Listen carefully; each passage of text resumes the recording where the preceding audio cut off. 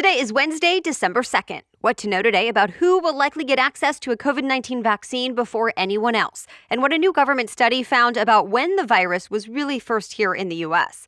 Also, what the U.S. Attorney General now says about election fraud. Plus, which two workplace tech companies are teaming up, which Hollywood star made a big personal announcement, and what to expect from this year's Rockefeller Center tree lighting. Welcome to The Newsworthy. All the day's news in around 10 minutes. Fast, fair, fun, and on the go. I'm Erica Mandy. Thanks so much for being here. You ready? Let's do this. The CDC could decide as soon as today which Americans should get first dibs on COVID-19 vaccines. Already, a panel of independent experts that advises the CDC made its recommendation yesterday, telling the federal health agency that it should be 1. Healthcare workers most at risk of getting COVID-19, and 2. Residents of nursing homes and other long-term care facilities. The CDC usually follows the advisory panel's recommendations, and if that is the case this time and the CDC approves the plan, it'll then be shared with states. Now, to be clear, states are not required to follow the CDC's guidelines, but an expert told the New York Times most probably will. Of course, all of this depends on another federal health agency, the FDA, which is responsible for approving the vaccines for emergency use. That decision is expected in the coming weeks, since remember, the FDA is already reviewing the vaccines from both drug makers Pfizer and Moderna. If all goes smoothly and quickly with the FDA, states could start getting their first round of vaccine shipments as soon as this month. But already, the UK just announced early this morning its government has officially given emergency approval to the Pfizer vaccine and plans to make its first doses available starting next week. Now, this makes the UK the first Western country to authorize a COVID vaccine, and it makes it the first coronavirus vaccine in the world that's now backed by rigorous science, something the AP calls a major step toward eventually ending the pandemic. Of course, other countries, including the US, are not far behind. A new government study shows the new coronavirus may have been making its way around the U.S. undetected even before the first case was reported in China. The research suggests the virus was already in the U.S. as early as last December. That's weeks earlier than officials previously thought, since the first case of COVID-19 wasn't officially identified in the U.S. until late January. Now, to figure this out, scientists with the CDC analyzed blood donations through the American Red Cross between December of 2019 and January of this year. And they found evidence of coronavirus antibodies in about 100 out of 7,300 donations. Still, the researchers say widespread community transmission of the virus was not likely until later in late February. Of course, the virus has continued to spread since then, with more than 4.4 million new COVID-19 cases reported in November alone. CBS News reports Florida has now become the third U.S. state to surpass 1 million confirmed cases after Texas and California. And the U.S. once again set a record for the number of people currently in the hospital with COVID-19, reaching more than 98,690 on Tuesday. The COVID Tracking Project says that's triple the number of hospitalizations reported 2 months earlier. Well, there is a new coronavirus relief bill in the works, and it's considered a significant breakthrough after months of failed negotiations.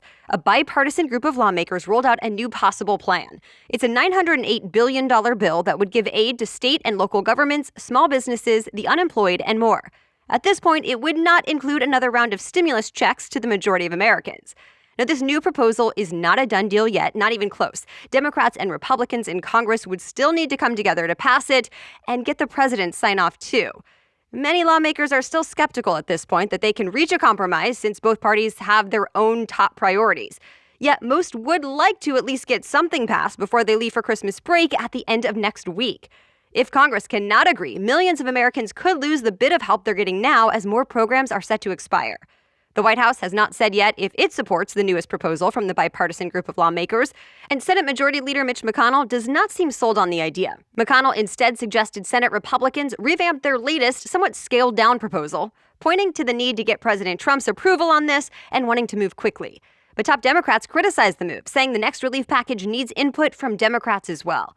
President-elect Joe Biden says he hopes Congress is able to pass a relief bill before he takes office in January as at least a starting point. The U.S. Justice Department now says it has not uncovered any evidence of widespread voter fraud in the 2020 election. The U.S. Attorney General William Barr told the AP that federal prosecutors and FBI agents have been working to follow up on specific complaints, but so far he says they have not found anything that would have changed the election outcome. Even though Barr is usually known as a close ally of the president's, these latest comments are quite different than what President Trump has been saying about the election. So Trump himself and his lawyers both criticized Barr's latest comments, arguing that the Justice Department has not thoroughly reviewed the evidence. Separately, Attorney General William Barr revealed he's appointed a special counsel to review what started the Russia investigation back in 2016. Remember that? This essentially allows Connecticut U.S. Attorney John Durham to continue the work he started last year. But his new title as special counsel gives him extra protection to avoid getting fired by the Biden administration next year. So far in Durham's investigation about what started the Russia probe and whether anyone broke the law during it, Durham has charged one person, a former FBI lawyer who pleaded guilty to altering an email. However, Fox News reports that case has not claimed there has been any broader conspiracy within the FBI. To be continued. All right, we have much more news coming up, but first, a quick break to thank our sponsor, Castle Grade. Castle Grade masks are registered with the FDA as an N95 mask, so you are getting a high level of protection with these masks. Yet the company says the soft silicone is specifically designed not to fog your glasses or leave marks on your face. And they're reusable and sustainable. Just throw them in the dishwasher for easy cleaning. So with one purchase, you get the protection you're looking for, while you also help cut down on the billions of masks being thrown out each day.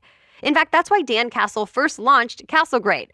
Plus, Castle Grade now has a new filter option available for smoke-affected areas during wildfires, for example. It's been independently tested, and the company says the charcoal filters serve a dual purpose for stopping both the virus and smoke particles.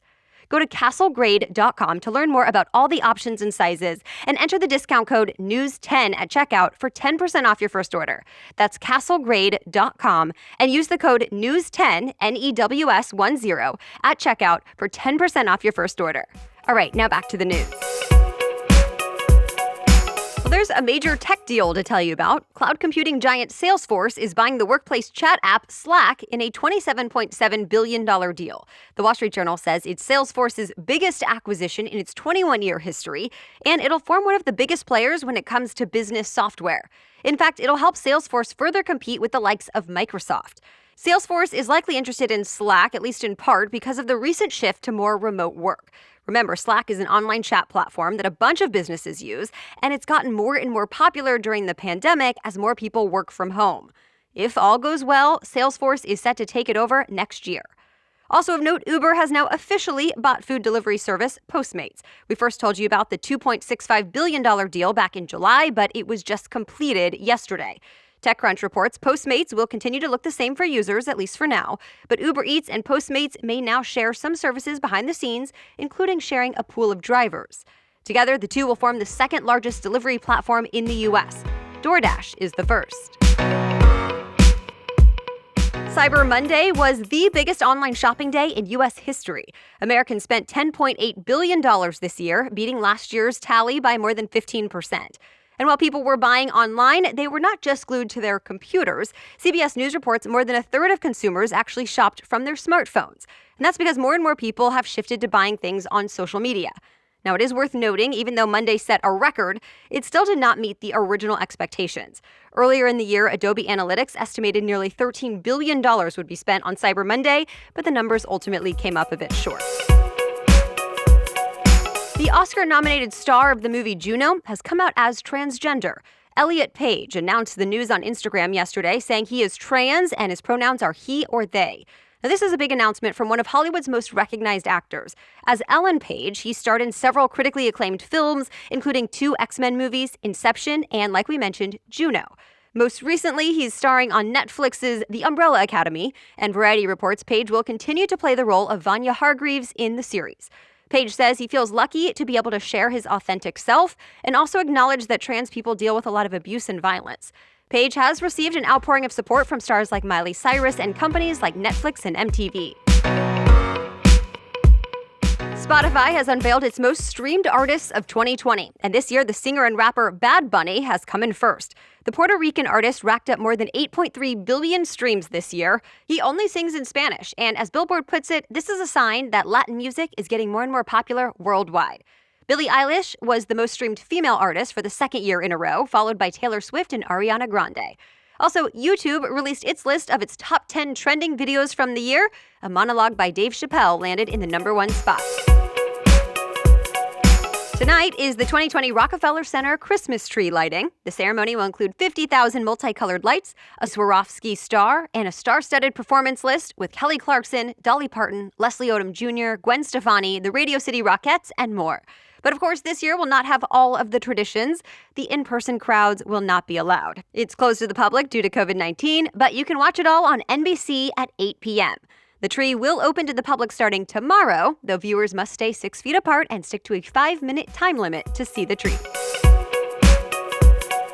And that's it for the main news today, but now it's time for Work Wednesday, when we break down one interesting career or work-related news story every Wednesday. But first, thanks to our sponsor, Ritual.